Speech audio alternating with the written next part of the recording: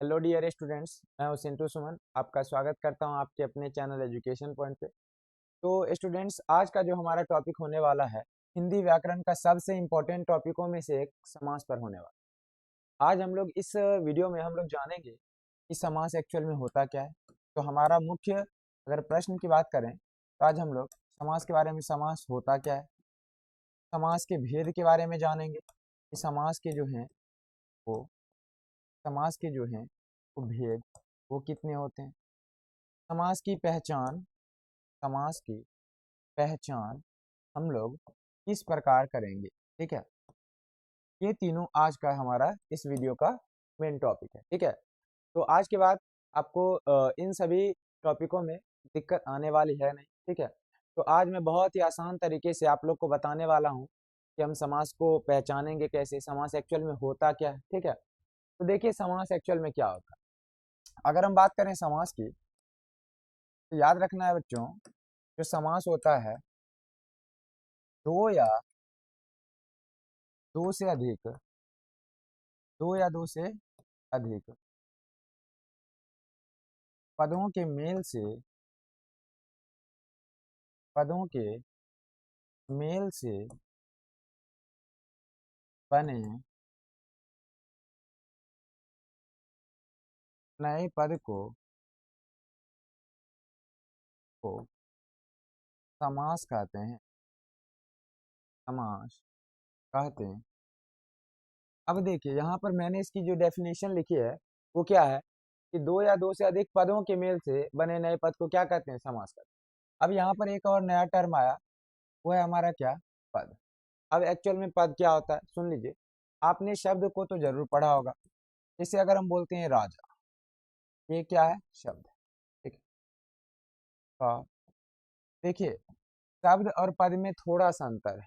थोड़ा अंतर क्या है कि अगर शब्दों का प्रयोग वाक्य में कर दिया जाए, अगर शब्दों का प्रयोग वाक्य के रूप में किया जाए, ठीक है, यानी जब कोई भी शब्द वाक्य में प्रयुक्त होते हैं तो उन्हें हम लोग पद कहते हैं। क्या कहते हैं, पद कहते हैं, ठीक है।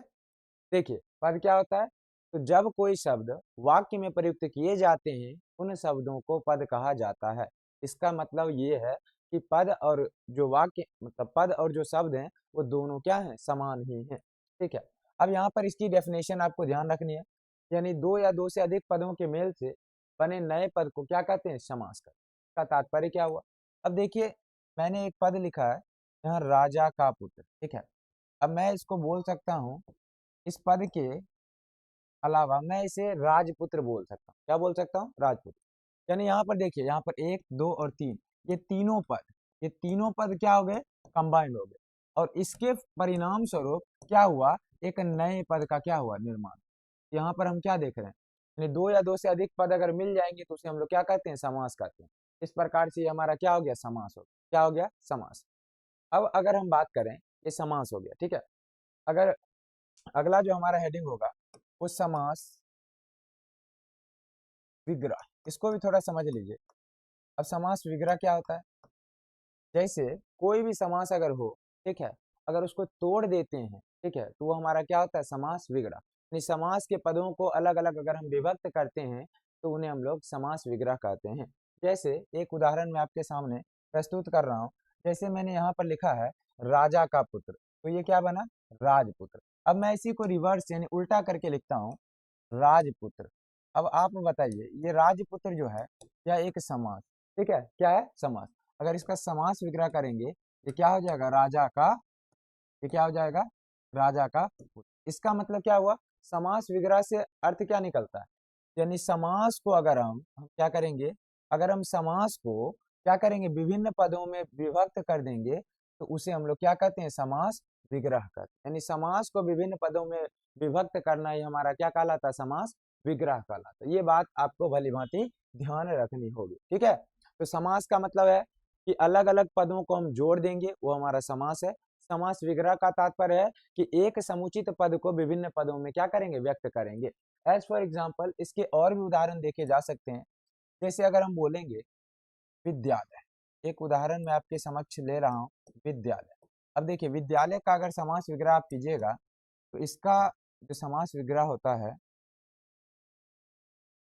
विद्या के लिए काल है, विद्या के लिए। ठीक है, ये हमारा क्या हो जाएगा, ये इसका क्या हो गया, समास विग्रह हो गया। ये हमारा क्या हो गया, समास विग्रह हो गया। तो आई थिंक आपको समास में डाउट नहीं होगा। समास की परिभाषा एक बार पुनः समझ लीजिए। दो या दो से अधिक पदों के मेल से बने पद को क्या कहते हैं, समास कहते हैं। यहाँ पर एक पद एक एक, यानी दो भी हो सकता है और दो से अधिक भी हो सकता है। अगर वो पद मिल रहे हैं तो जो नया पद बनेगा वो हमारा क्या होगा, समास हो जाएगा। ठीक है, अगर देखिएगा समास विग्रह की बात करें तो जब एक समुचित पद क्या करेगा, दो या अधिक पदों में विभक्त होता है तो उस प्रक्रिया को हम लोग क्या कहते हैं, समास विग्रह कहते हैं। क्या कहते हैं, समास विग्रह कहते हैं। चलिए, अगला जो हमारा हेडिंग है वो समास के प्रकार, और इसको पहचानने की ट्रिक भी मैं आप लोग को बताने वाला हूँ। ठीक है, उससे पहले मैं आपको एक टॉपिक बताना चाहूंगा। यहाँ पर कारक चिन्ह, चूंकि आगे आने वाले समास में कारक चिन्ह बहुत ही क्या हो जाएगा, जरूरी हो जाएगा, इसलिए आपको ये जानना अत्यावश्यक है। तो कारक चिन्ह अगर आपको याद है तो ठीक है, नहीं तो मैं यहाँ लिख रहा हूँ, यह है कारक और यहाँ पर ये हमारा है। ठीक है, अब देखिए, कारक और चिन्ह की बात अगर हम करेंगे तो सबसे पहला अगर हम बात कर लें, कारक की जो संख्या होती है वो 8 होती है। कारक की संख्या कितनी होती है, 8। ठीक है, ये बात आपको ध्यान रखनी है कि जो कारक की कुल संख्या होती है उसकी संख्या कितनी होती है, 8 होती है। अब देखिए, कारक जो है उसकी संख्या 8 है। अगर आप देखेंगे, सबसे पहला है कर्ता, कर्ता कारक, फिर कर्म, इस तरह से इसकी संख्या 8 होने वाली है।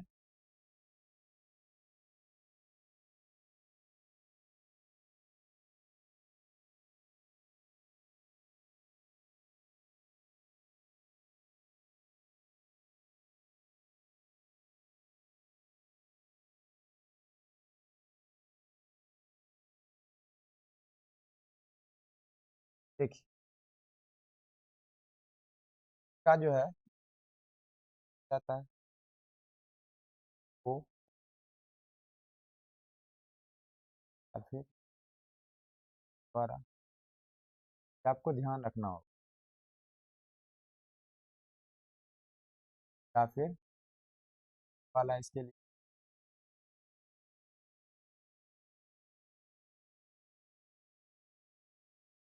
आपादान से बंध का करण में जो आएगा वो आएगा में, और लास्ट में हमारा आता है संबोधन, संबोधन कारक। अगर हम संबोधन कारक की चर्चा करें, इसमें आएगा हे, अरे, ओह, अजी। ठीक है, ये जो है विस्मयादि बोधक का चिन्ह भी इसमें आता है। ठीक है, ये आपको भली भांति याद रखना है। अगर आप इसको याद रख लेते हैं तो आने वाले जो हम समास को देखेंगे, समास के वस्तुनिष्ठ प्रश्नों को देखेंगे, उसमें ये बहुत ही ज्यादा क्या होने वाले हैं, सहायक ही सिद्ध होने वाले हैं। चलिए, अगला जो हेडिंग है हमारा वो समास के विभिन्न प्रकारों की चर्चा करें। अगर हम बात करें समास के प्रकार, समास के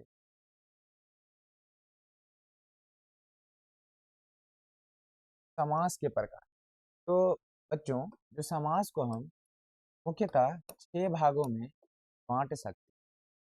जो समास के भेद हैं, याद रखिएगा, समास के कितने भेद हैं, 6 भेद। ठीक है, अब इसको ट्रिक के माध्यम से हमको समझना है, बहुत ही आसानी से आप लोग समझ जाएंगे। जो समास के जो भेद हैं, अगर हम बात करें तो सबसे पहला अव्ययी भाव समास,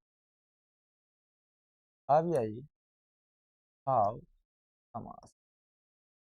ठीक है, दूसरा जो हमारा है वो कर्म धारय समास, कर्म धारय समास। अगर तीसरा की हम बात करें वो होगा तत्पुरुष,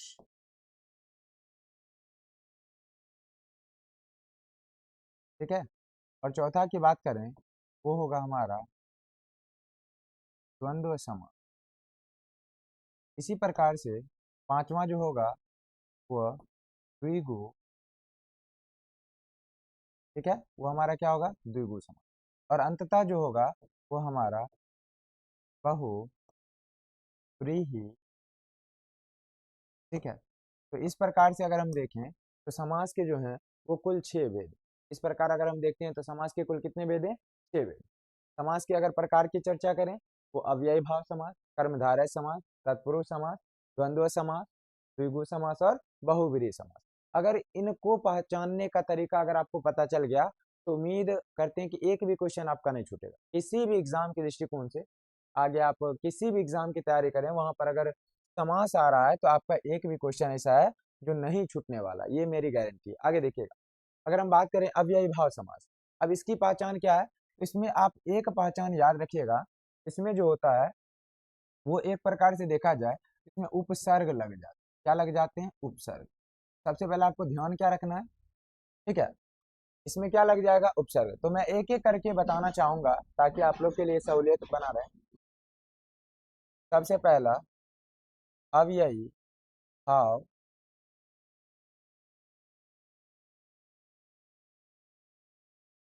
तो अव्ययी भाव समास की अगर पहचान हम ट्रिक के माध्यम से देखें तो अव्ययी भाव समास में शुरू में उपसर्ग लग जाए। क्या लग जाएंगे? याद रखिएगा, अव्ययी भाव समास में शुरू में क्या लगेंगे? उपसर्ग। वो उपसर्ग क्या हो सकते हैं? इसमें उपसर्ग नॉर्मली अब, यथा, प्रति, हर, पे, आ इत्यादि, इसके अन्यत्र भी कुछ हो सकते हैं लेकिन उनमें से ये प्रमुख है। ठीक है, ये इसलिए प्रमुख है क्योंकि ये अगर कहीं पर आपको ये शुरू में दिखे और कहीं पर भी अगर आपको कोई शब्द दिखे जिसमें अगर आपको लगे कि वहाँ हमारा क्या है? उपसर्ग है, तो वो क्या हो जाएगा? वो अव्ययी भाव समास का क्या हो जाएगा? उदाहरण हो जाएगा। क्या हो जाएगा? अव्ययी भाव समास का उदाहरण हो जाएगा। इसकी पहचान सिंपल है, अगर कहीं पर आपको उपसर्ग देखने को मिल जाएगा तो वो हमारा क्या हो जाएगा? अव्ययी भाव समास हो जाएगा। अगला जो हमारा समास है वो याद रखिएगा, अगला हमारा कर्मधारय समास। वो अगला जो हमारा है कर्मधारय समास। अब इसकी पहचान क्या है? जब हम समास विग्रह करते हैं, जब हम समास का विग्रह करते हैं, जब किसी भी पद का समास विग्रह किया जाता है, अगर उसके मध्य जो या के समान या फिर रूपी ये अगर कहीं पर आपको दिख जाए तो इसका मतलब वो हमारा क्या हो जाएगा? कर्मधारय समास। क्या हो जाएगा? कर्मधारय समास। यहाँ पर याद रखिएगा इसमें विशेषण की चर्चा होती है। इसमें जो पद होता है वो विशेषण विशेष्य होता है, समझे? यानी हम किसी से आप ऐसे समझ सकते हैं कि इसमें हम एक तरह से उपमा देते हैं। उपमा समझते हैं ना? इसमें उपमा कराने का बोध होता है, मतलब किसी चीज से तुलना की जाती है। इसके जिस तरह से इसके एग्जाम्पल में आप लोग के हमने दे रहा हूँ, तो ये एग्जाम्पल नहीं है।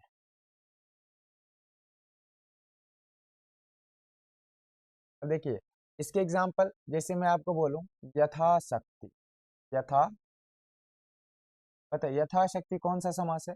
अव्यय भाव। क्यों? क्योंकि इसमें क्या आ गया? यथा। अगर मैं आपको बोलूं प्रतिदिन, प्रतिदिन कौन सा समास है? अव्यय भाव समास। अगर मैं आपको बोलूं प्रतिवर्ष, ये कौन सा समास है? अव्यय भाव समास। ताकि यहाँ पर ये नहीं होना। ठीक है, आगे मैं आपको बोलूं, इसके अन्यत्र अगर मैं आपको बोलूं बेईमान, ये कौन सा समास है? ये बे आ गया, इसका मतलब ये कौन सा समास है? अव्ययी भाव समास का ये क्या हो जाएगा? उदाहरण हो जाएगा। आगे अगर हम देखें आजन्म, ये कौन सा समास हो जाएगा? अव्ययी भाव समास। अगर मैं बोलूं भर पेट, ये कौन सा समास हो जाएगा? याद रखिएगा, ये एक प्रकार से क्या हो जाएगा? अव्ययी भाव समास का उदाहरण हो जाएगा। अवज्ञा, अब आ गया, इसका मतलब ये सभी क्या है? अव्ययी भाव समास के उदाहरण। आपको मूल रूप से इतना याद रखना कि अगर कहीं पर ये शब्द दिखाई दे दे तो क्या होता है? अव्ययी भाव समास का उदाहरण हो जाता है। अब कर्मधारय समास की चर्चा कर ले। अगर इसमें देखिए विशेषण विशेष यानी बीच में अगर हम समास विग्रह करें, अब बीच में ये तीनों शब्द में से कोई भी एक आ गया, इसका मतलब ये क्या हो जाएगा? अव्ययी भाव समास हो जाएगा। एज फॉर एग्जाम्पल अगर हम चर्चा कर लें तो यहाँ पर देखिए मैंने लिखा कमल नयन, कमल नयन। अब यहाँ पर इसका समास विग्रह करते हैं। अब यहाँ पर इसका समास विग्रह कीजिएगा तो इसका समास विग्रह होगा कमल के समान नयन, कमल के समान नयन। अब यहाँ पर समास विग्रह के पश्चात हमारे पास यहाँ पर बीच में जो शब्द आया वो के समान आया, और के समान जो किसकी पहचान को दर्शाता है, कर्मधारय समास की पहचान को दिखा रहा है। ठीक है, आगे हम देखते हैं इसमें जैसे महात्मा, महात्मा, महात्मा का संधि विच्छेद समास जो विग्रह होगा, महान है जो आत्मा, महान है जो आत्मा, आत्मा। इस प्रकार देखिएगा इसमें आ गया जो, क्या आ गया जो, अगर जो आ जाएगा ये भी एक प्रकार से क्या है, कर्मधारय समास हो जाएगा। इसी प्रकार से आप जब भी समास का विग्रह करेंगे तो बीच में अगर जो आ जाए या के समान आ जाए या रूपी आ जाए तो हमारा क्या हो जाएगा, कर्मधारय समास का उदाहरण हो जाएगा। चलिए आगे हम लोग चलते हैं तत्पुरुष समास। देखिए तत्पुरुष समास को कैसे पहचाने, तत्पुरुष समास।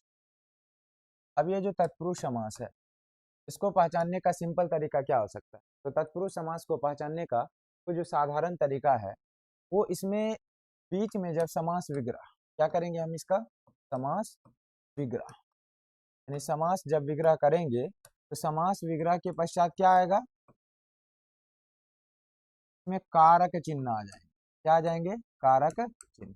यानी अगर हम बात करें समास विग्रह के पश्चात अगर कारक चिन्ह हमें दिखाई देते हैं तब हम समझ लेंगे वो तत्पुरुष समास है।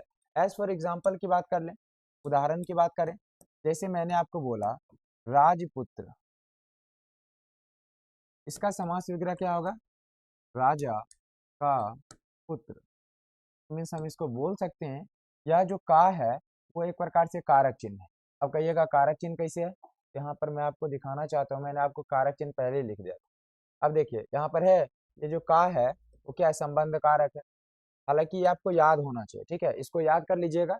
अगर इसमें से कोई भी शब्द अगर आ जाए समास विग्रह करने के बाद तो वो हमारा कौन सा समास हो जाएगा, वो हमारा क्या हो जाएगा, तत्पुरुष समास हो जाएगा। इसी अकॉर्डिंग हम चलें, यहाँ पर ये हमारा जो है वो तत्पुरुष समास है। जैसे राजा का पुत्र, तो जो का है वो एक प्रकार से अगर देखा जाए तो का किसकी पहचान को दिखा रहा है, तत्पुरुष समास। क्यों, क्योंकि इसमें अगर हम का देखें तो वो एक क्या है, कारक है, और कौन सा कारक, संबंध कारक। ठीक है, इस प्रकार से यह एक प्रकार से तत्पुरुष समास हो जाएगा। ठीक है, अगर हम बात करें जैसे एक उदाहरण और लेते हैं, राजमहल, अपने मूवी तो देखी होगी राजमहल, अगर उसका समास विग्रह करें राजा का महल, इसमें भी क्या आ गया, का आ गया। तो का को अगर हम देखें तो एक प्रकार से कारक चिन्ह है, संबंध कारक है, जिसके कारण का जो है वो तत्पुरुष समास का क्या हो जाएगा, उदाहरण हो जाएगा। अगर मैं और बात करूं विद्यालय की, हम बात कर लेते हैं विद्यालय, इस प्रकार अगर हम इसका समास विग्रह करें, समास विग्रह करें, विद्या कालय का आलय, या फिर इसको मैं बोलूं क्या के लिए आलय, विद्या के लिए आलय, इसमें आप क्या देख पा रहे हैं, इसमें आ गया के लिए एक प्रकार से क्या है, कारक चिन्ह है ना। तो जब कहीं पर भी बीच में अगर कारक चिन्ह हमें दिख जाए इसका मतलब वो क्या है, एक प्रकार से तत्पुरुष समास का उदाहरण हो जाएगा। तो चलिए अगला जो हमारा समास, वो एक सेकेंड, आगे अगर हम बात करें तो इन सभी समासों को आपको भली भांति याद रखना है। ठीक है, अब जो हमारा चौथा समास है, देखिए अगर हम बात करते हैं चौथे समास की, तो अगला जो हमारा है वो तत्पुरुष समास के बाद हमारा है द्वंद्व समास। क्या है, द्वंद्व।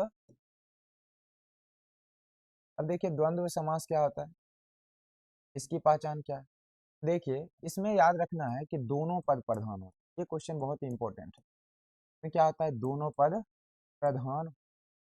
तो क्वेश्चन कैसे बनता है बच्चों, यानी किस समास के दोनों पद प्रधान होते, तो द्वंद्व समास के क्या होते हैं, दोनों पद प्रधान होते। और यहाँ पर याद रखिएगा इस समास में मैंने बताया नहीं, इस समास में याद रखिएगा तत्पुरुष समास के उत्तर पद प्रधान होते हैं। क्या होते हैं, उत्तर पद प्रधान होते हैं। अब प्रश्न आएगा कि उत्तर पद क्या होता है, उत्तर बोले तो बाद वाला, क्या, उत्तर बोले तो बाद वाला। ठीक है, ये बाद वाला जो है वो बाद वाला पद क्या होगा, प्रधान होगा। यहाँ पर देखिए, यहाँ पर कौन सा शब्द किसकी प्रधानता है, तो पुत्र। यहाँ पर ये महल, हम महल राजमहल की बात कर रहे हैं, यानी महल की चर्चा हो रही है। यहाँ पर राजपुत्र यानी पुत्र की चर्चा, और यहाँ विद्यालय यानी आलय, आलय मतलब क्या होता है, घर होता है। ठीक है, इस प्रकार देखेंगे तो किस पद का प्रथम पद, यहाँ पर सॉरी, यहाँ पर पूछेगा किस समास का उत्तर पद प्रधान होता है, याद रखिएगा वो तत्पुरुष समास है। अगर हम चर्चा कर लेते हैं किस समास का दोनों पद प्रधान होता है, तो हमारा क्या हो जाएगा, द्वंद्व समास हो जाएगा। ठीक है, और इसका अगर समास विग्रह कीजिएगा, अगर आप इसका क्या करते हैं, समास विग्रह करते हैं, क्या करते हैं, समास विग्रह। अगर इसका आप समास विग्रह करते हैं तो समास विग्रह करने के बाद इसमें आता है, सबसे पहला इसमें और आ जाएगा, क्या आ जाएगा, और। ठीक है, याद रखिएगा एक बात आपको ध्यान रखनी है, समास विग्रह जो है, सबसे पहले इसकी पहचान की बात करें, इसमें अधिकांश 90% से भी ज्यादा इसके जो समास विग्रह होंगे उसमें योजक चिन्ह का प्रयोग होगा। ठीक है, इसमें समास की पहचान है योजक। जैसे अगर मैं बोलूं माता पिता कौन से समास है, तो आपने क्या देखा यहाँ पर योजक चिन्ह, क्या है, योजक चिन्ह। और ये जो योजक चिन्ह है, जिस कारण से ये जो समास है वो क्या है, द्वंद्व समास है। और इसका समास जो विग्रह होगा माता और पिता, क्या हो जाएगा, माता और पिता। ठीक है, ये समास विग्रह याद रखिएगा। इसमें जो और है, ये जो योजक चिन्ह है, ठीक है, इसको मैं थोड़ा सा रिमूव कर देता हूँ। याद रखिएगा ये जो योजक चिन्ह है इसके बदले और लग जाएगा जब समास विग्रह करेंगे। तो इसी टाइप से अगर हम बोलें भाई बहन, भाई बहन, तो अगर इसका समास विग्रह करें तो ये हमारा क्या हो जाएगा, भाई और बहन। ठीक है, याद रखिएगा भाई और बहन, समझे। तो यहाँ पर जब योजक चिन्ह का प्रयोग हो तब वो द्वंद्व समास होता है। द्वंद्व समास में दोनों पद प्रधान होते हैं। इसका समास विग्रह करने पर इनके बीच यो और चिन्ह आ जाता है। ठीक है, इसी प्रकार से मैं बोलूं ऐसे ऐसे, ऐसे ऐसे ऐसे, ये कौन सा समास होगा, और यहाँ पर आप गलती कर बैठेंगे, यहाँ पर ये जो समास है वो अव्ययी भाव है। याद रखिएगा यहाँ पर थोड़ा फंसाने वाला आता है। आपने क्या सोचा कि योजक चिन्ह आएगा तो हम क्या मार देंगे, तत्पुरुष द्वंद्व समास मार देंगे, लेकिन ये सही नहीं। जब योजक चिन्ह आए, अगर शब्दों, देखिए यहाँ पर क्या है, अलग अलग शब्द हैं, दोनों पद हैं, एक माता एक पिता, दो पद हैं। यहाँ पर भाई और बहन दो पद हैं, और दोनों अलग अलग पद हैं। जब दोनों अलग अलग पद हों तो वो द्वंद्व समास के अंतर्गत आता है। किंतु अगर दोनों में से अगर समान पद एक बार आ जाए, यानी इस शब्दों की पुनरावृत्ति हो जाए और उनके बीच अगर योजक चिन्ह रहता है, तो वह जो समास होगा वो अव्ययी भाव समास का क्या हो जाएगा, उदाहरण हो जाएगा। इस प्रकार अगर हम चर्चा करें, ये जो हो जाएगा हमारा ऐसे ऐसे, वो अव्ययी भाव समास का क्या है, एक बहुत ही बेहतरीन उदाहरण। ठीक है, ये हमारा क्या हो जाएगा, अव्ययी भाव समास। जैसे बोलेंगे इसी टाइप से अगर कोई भी सेंटेंस आ जाएगा, कहाँ कहाँ घूमते हो, तो कहाँ कहाँ, यहाँ शब्दों की पुनरावृत्ति हो रही है, ये एक प्रकार से क्या हो जाएगा, अव्ययी भाव समास का क्या हो जाएगा, उदाहरण। ठीक है, कैसे कैसे, जहाँ जहाँ, वहाँ वहाँ, तहाँ तहाँ। ठीक है, कैसे कैसे, इस टाइप से जब भी शब्द आएगा तो समझ लीजिएगा शब्द समान है, पुनरावृत्ति हो रही है, जिस कारण से आप इसको क्या बोलिएगा, अव्ययी भाव समास का उदाहरण हो जाएगा। चलिए हमारा चौथा भी हेडिंग कंप्लीट होता है। अगला जो हमारा समास है वो हमारा क्या होगा, पांचवा समास। जो पांचवा समास हमारा होने वाला है वो समास हमारा क्या, तो याद रखिएगा जो हमारा पांचवा समास है वो हमारा है द्विगु समास। याद रखना है पांचवा जो समास है वो द्विगु समास। इसको पहचानने का तरीका क्या है कि जब भी कभी भी पहला पद संख्यावाची आ जाए, पहला पद क्या आ जाए, संख्या, पहला पद संख्यावाची आ जाए, संख्यावाची, इसमें याद रखिएगा पहला पद संख्यावाची हमेशा होता है। एग्जाम्पल, और कोई विशेष अर्थ नहीं देना चाहिए। पहला पद जैसे त्रिभुज, त्रिभुज, ठीक है, ये त्रिभुज वाला, एक दो तीन, तीन भुजन, ये त्रिभुज। इसमें त्रि जो है, त्रि मतलब तीन, भुज मतलब भुजा, यानी त्रिभुज, यानी तीन भुजाओं वाला। इस प्रकार से अगर हम देखें, ये हमारा क्या हो जाएगा, एक प्रकार से अगर हम गौर करें, ये इसका पहला पद संख्यावाची है, जिसके कारण से ये क्या हो जाएगा, द्विगु समास का उदाहरण हो जाएगा। ये हमारा द्विगु समास का उदाहरण हो जाएगा। अगर हम चर्चा करते हैं, सुनिए, अगर मैं बात करूं पंचवटी, पंचवटी, इसमें पंचवटी में ये क्या है, पांच। ठीक है, अगर मैं आपको बोलूं पंचवटी के बाद अगर बोलूं नवरत्न, नवरत्न, यहाँ पर नव जो है वो नौ बता रहे हैं। ठीक है, जैसे बोलूं चौराहा, चौराहा, यहाँ पर चौराहा मतलब चार राहों का समाहर। इसी टाइप से दुपट्टा, दुपट्टा, यहाँ पर दो मतलब होता है दो, पट्टा मतलब क्या, किनारा, जिसके दो किनारे हो, दो पट्टा। इसी प्रकार से, इस प्रकार से जब भी आपको शब्द देखने को मिलेंगे तो अभी सभी शब्द हमारे क्या हो जाएंगे, द्विगु समास के उदाहरण हो जाएंगे। आपको इसमें याद रखना है कि इसमें विशेष अर्थ नहीं देना चाहिए। जैसे अगर मान लीजिए अगर मैं दशानन लिख दूं, यहाँ पर ये इस समास के अंतर्गत नहीं आएगा। का दशानन मतलब 10, इसमें है पहला पद संख्यावाची, लेकिन ये इसके अंतर्गत नहीं आएगा। क्यों नहीं आएगा, ये मैं आगे बता रहा हूँ। चलिए, छठा जो हमारा पद होने वाला है, छठा समास जो होने वाला है, वो छठा समास हमारा क्या है, वो अंततः लास्ट समास है, उसको कहेंगे बहुव्रीहि समास। ये हमारा है बहुव्रीहि समास, समझे। अब देखिए बहुव्रीहि समास की अगर हम पहचान की बात करें तो बहुव्रीहि समास को हम कैसे पहचान सकते हैं। देखिए बहुव्रीहि समास की अगर हम बात करें, इसमें आपको ध्यान देना होगा, वैसा समास जिसका मतलब जो अपने अर्थ को छोड़कर विशेष अर्थ को धारण कर ले। क्या कर ले, विशेष अर्थ धारण करता हो, विशेष अर्थ धारण करता हो, ठीक है। अगर याद रखिएगा, जब कोई समास अपने अर्थ को छोड़कर विशेष अर्थ धारण करता है तो उसे हम लोग क्या कहते हैं, बहुव्रीहि समास कहते हैं। जैसे मैं अगर आपको बताऊं बताऊं लंबोदर, बताइए लंबोदर जो है, इसका समास विग्रह क्या होगा, लंबा हो उदर जिसका, अर्थात लंबा हो पेट जिसका, गणेश जी। तो लंबोदर एक विशेष अर्थ को धारण कर रहा है, ठीक है। ये ये गणेश जी का क्या है, नाम। इसी टाइप से बोलूं त्रिलोचन, त्रिलोचन तीन हो लोचन जिसके अर्थात शंकर जी, शिव जी। अब इस प्रकार से देखिएगा, इसी प्रकार से हमारा क्या हो जाएगा, दशानन, दशानन जो है वो हमारा एक प्रकार से क्या है, ये विशेष अर्थ रावण का बोधक है, रावण का बोध करवा रहा है। अब इन सभी को अगर हम देखें, ये सभी शब्द क्या है, अपने अर्थ को छोड़कर विशेष अर्थ धारण कर रहे हैं। तो इस प्रकार से आप छह समासों को बेहतर ढंग से समझ पाए होंगे। इसको थोड़ा सा रिवाइज कर लेते हैं क्या। अब देखिए इसमें क्या दिखाना है कि पहला पद उपसर्ग होगा, सिंपल सा बात है, पहला पद क्या होगा, उपसर्ग होगा, या पहला पद अवयव होगा। अवयव मतलब जिसका लिंग कारक इस सब पर कोई प्रभाव ना पड़े, ठीक है।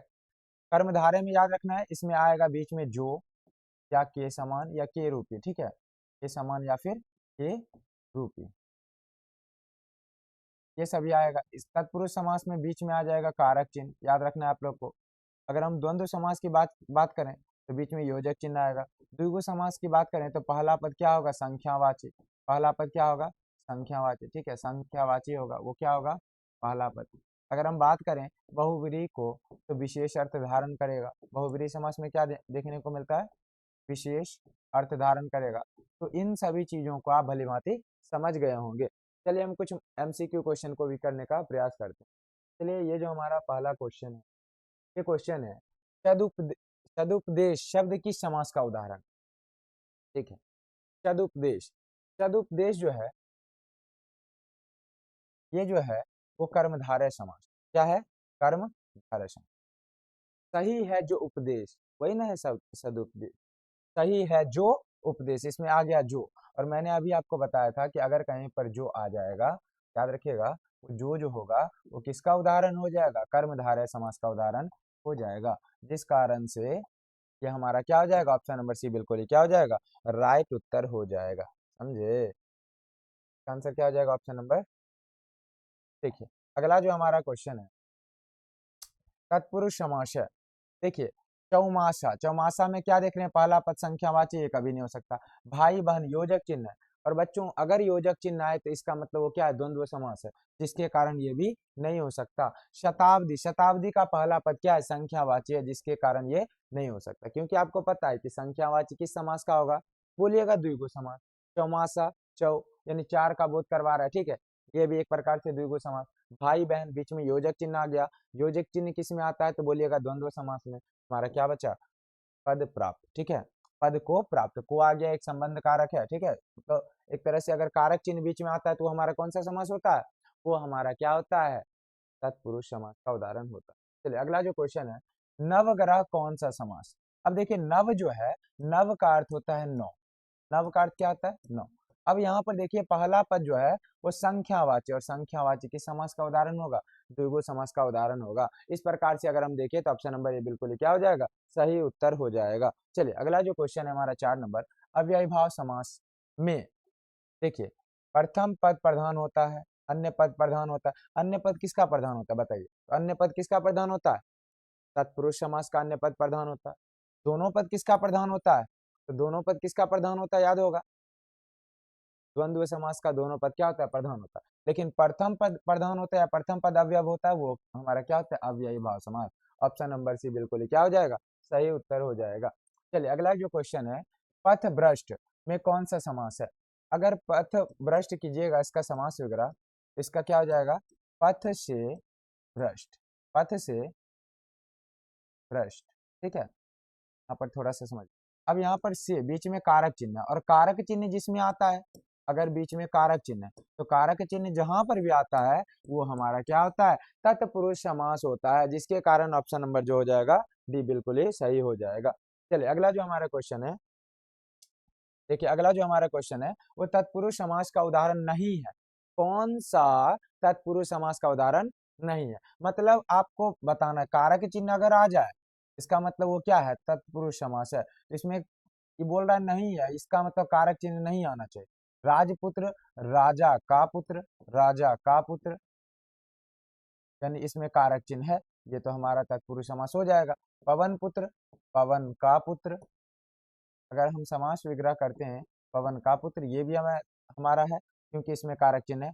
वनवास, वन के लिए आवास, इसमें के लिए आता है, वन के लिए वास।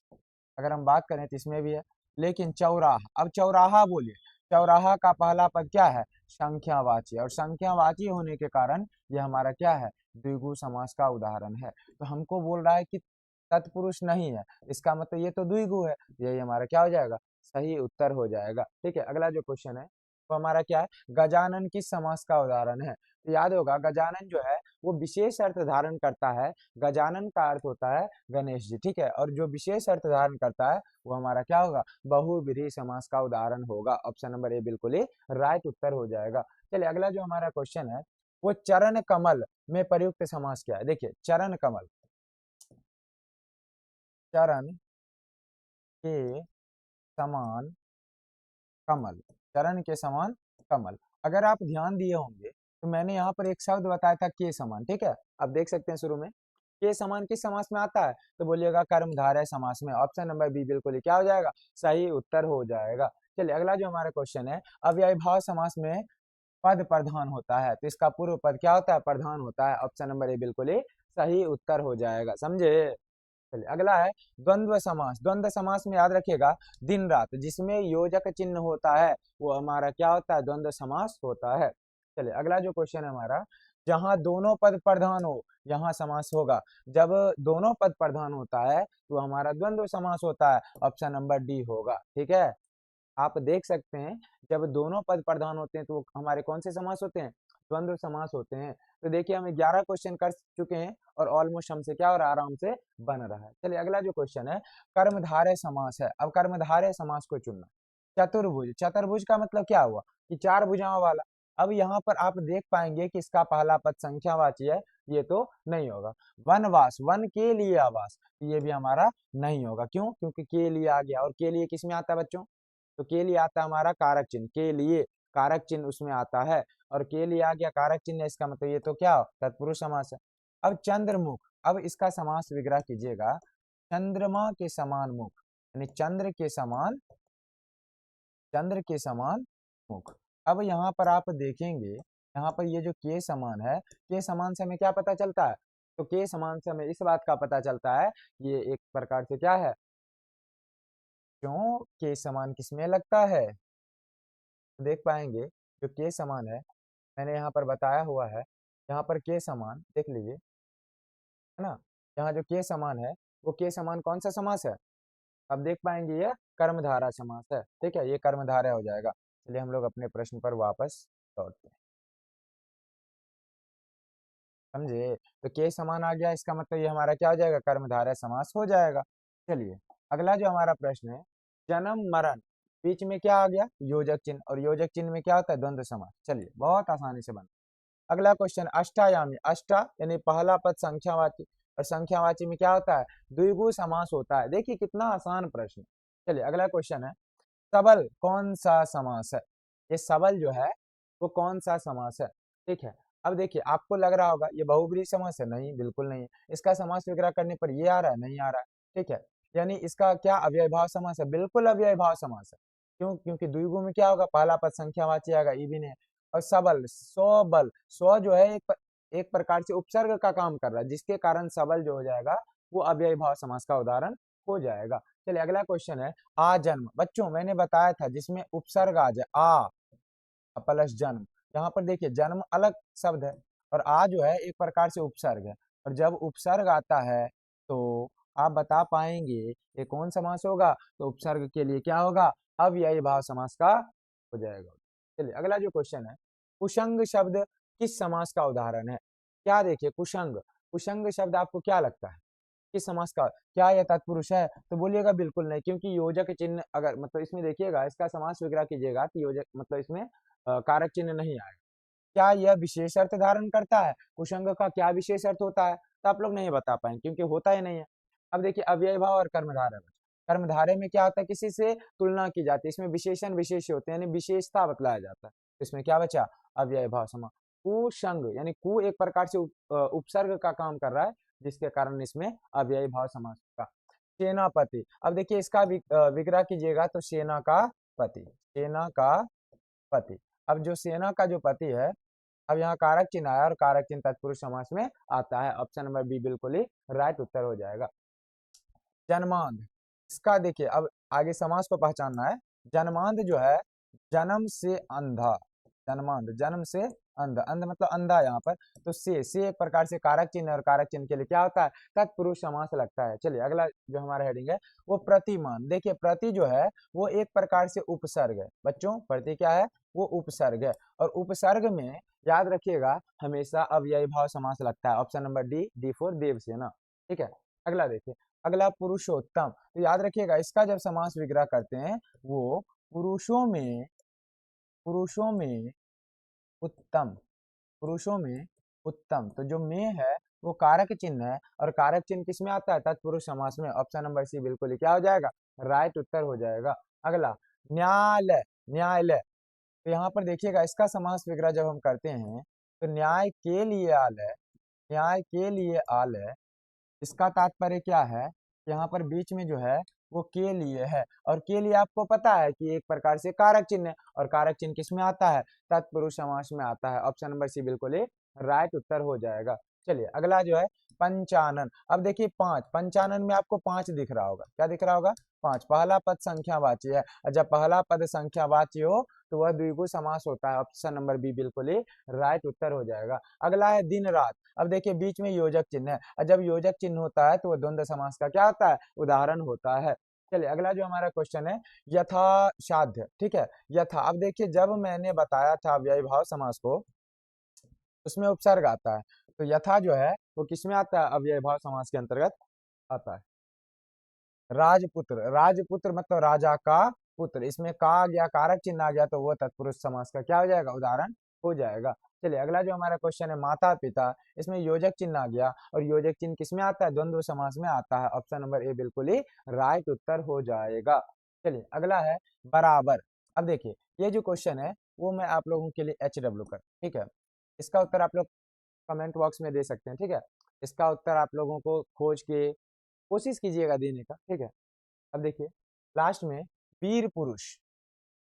ठीक है, वीर पुरुष क्या होता है, इसमें आपके अकॉर्डिंग क्या होना चाहिए? देखिए इसका समास विग्रह होता है वीर है जो पुरुष, वीर है जो। अब देखिए इसका, देखिए वीर, वीरों में पुरुष, जो वीरों में क्या होते हैं, वीरों के पुरुष, वीरों के पुरुष क्या होते हैं बउआ, वीरों के पुरुष हमारे वीर पुरुष होते हैं। के जो है एक कारक चिन्ह का उदाहरण है, और कारक चिन्ह जाके क्या होता है, तत्पुरुष समास का एक अच्छा उदाहरण हो जाता है। चलिए अगला जो हमारा है काम चोर। ठीक है, काम से चोर, दे चोर, दे से चोर, यानी ये हमारा तत्पुरुष समास का उदाहरण हो जाएगा, क्योंकि इसके बीच क्या है, कारक चिन्ह है। चलिए अगला जो हमारा है वो आप बीती, आप पर बीती, ठीक है, वो तत्पुरुष समास है, आप पर बीती, ठीक है, यानी खुद पर बीती। आप बीती मतलब खुद पर बीती, पर एक प्रकार से क्या, अधिकरण कारक का उदाहरण है, ठीक है। अगला जो हमारा है वशीकरण, ठीक है, वश में एकीकरण में एक प्रकार से तत्पुरुष समास आ जाएगा, वश में एकीकरण, वश में कर लेना को क्या कहते हैं, वशीकरण। वश में आ गया कारक चिन्ह, ऑप्शन नंबर क्या हो जाएगा, डी बिल्कुल ही राइट उत्तर हो जाएगा। चलिए अगला जो क्वेश्चन है, भला भला मानस, यहाँ पर आप देखिएगा भला मानस का समास विग्रह होगा, भला है जो मानस, भला है जो मानस, और बीच में जो आ जाएगा वो हमारा क्या हो जाएगा, कर्मधारय समास का उदाहरण हो जाएगा। चलिए उदाहरण के तौर पर आगे देखते हैं, अधमरा, ठीक है, अधमरा कौन सा समास होगा, चलिए इसका उत्तर भी आप लोग कमेंट बॉक्स में। ये दो क्वेश्चन आप लोग के लिए होमवर्क रहा, ठीक है, इसको थोड़ा सा प्रयास करके आना है। अगला जो हमारा क्वेश्चन है, कमल नयन, चलिए इसका उत्तर मैं बता देता हूं।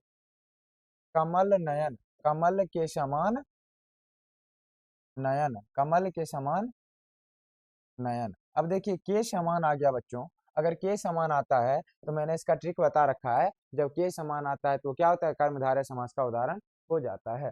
चलिए अगला जो क्वेश्चन है, लौह पुरुष, याद रखिए लौह पुरुष क्या है, ये कौन सा समास। अच्छा यहाँ पर मैं बता रहा हूँ, ये एक नए समास भी होता है जो कि क्या होता है, नकारात्मक बोध करवाता है, नकारात्मक बोध करवाने वाले समास को क्या कहते हैं, नए समास कहते हैं, याद रखिएगा। यहाँ पर कभी कभी एक आध क्वेश्चन इससे आ सकता है।